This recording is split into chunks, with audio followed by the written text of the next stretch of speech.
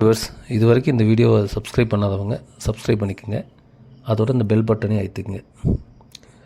இந்த வீடியோவில் என்னோடய ஃபஸ்ட் போர்ட்ஃபோலியோ எப்படி பில்ட் பண்ணுங்கிறது தான் பார்க்க போகிறோம். அது மட்டும் இல்லைங்க, ஒரு 786 ஸ்டார்ட் பண்ணிட்டு 7860 ருபீஸ் ஃபண்ட் ட்ரான்ஸ்ஃபரை அப்கிரேட் பண்ணதுக்கு எந்த ஸ்டாக்கு காரணமாக இருந்துச்சு, கரெக்ஷன் வரப்பயே கரெக்டாக எக்ஸிட் ஆனது எப்படி, ரெக்கவரி ஸ்டார்ட் பண்ணுறதுக்கு முன்னாடி எப்படி திருப்பி அதே ஸ்டாக்கை பை பண்ணோம் அப்படிங்கிறத பற்றி அந்த வீடியோவில் பார்க்க போகிறோம். வாங்க வீடியோக்குள்ளே போகலாம்.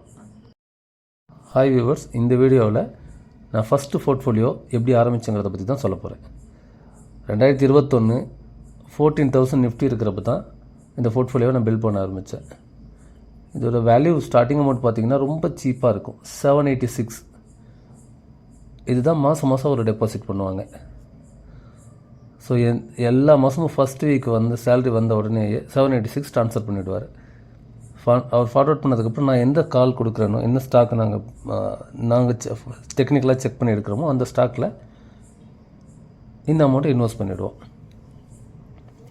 அது மார்க்கெட் ஏறினாலும் சரி இறங்கினாலும் சரி அதை பற்றி எந்த ஒரு யூஸும் இருக்காது.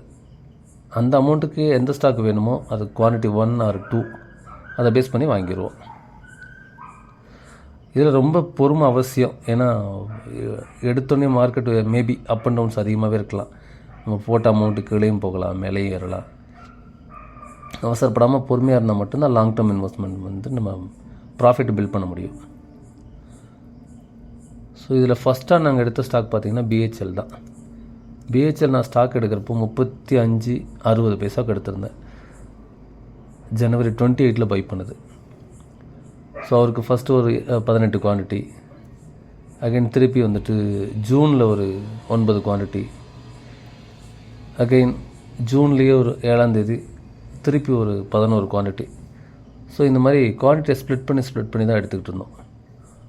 அதோட ஓவரால் டோட்டலாக பிஹெச்எல் மட்டும் பை பண்ண குவான்டிட்டியோட வேல்யூஸ் பார்த்திங்கன்னா ஜஸ்ட் 2318. அதை நான் ப்ராஃபிட் புக் பண்ணது 2023 நவம்பரில். அதோட வேல்யூ பார்த்திங்கன்னா 4906 ருபீஸு. ஸோ ஓவராலாக 2500 ருபீஸ் ப்ராஃபிட்.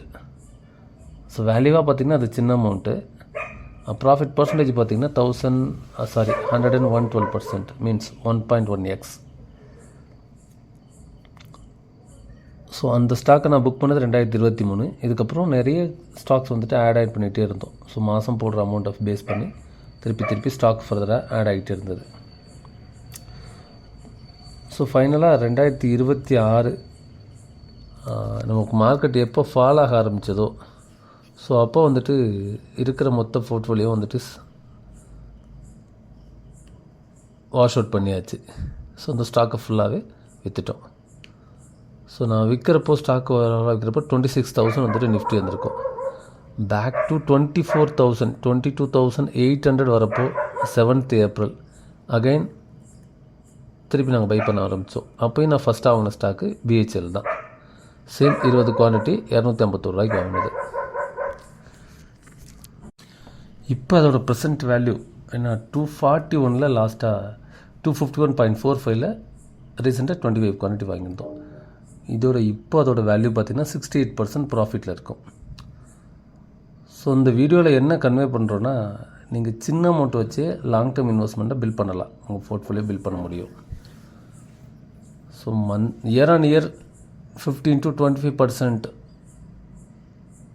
கன்சிஸ்டண்ட்டாக நீங்கள் எடுத்துகிட்டு போனாலே நல்ல ஒரு கேபிட்டல் உங்களுக்கு பில்ட் ஆகி மேபி உங்கள் ரிட்டையர்மெண்ட் லைஃப்பில் சப்போர்ட் பண்ணலாம். இந்த வீடியோவோட கடைசி பேஜில் உங்களுக்கு இதுக்கான எவிடன்ஸ் எல்லாமே கவர் பண்ணி கொடுத்துருப்போம். இதோட தொடர்ச்சியாக போர்ட்ஃபோலியோ 2 எப்படி பில்ட் பண்ணுங்கிறத பற்றி விரிவாக பார்க்கலாம்.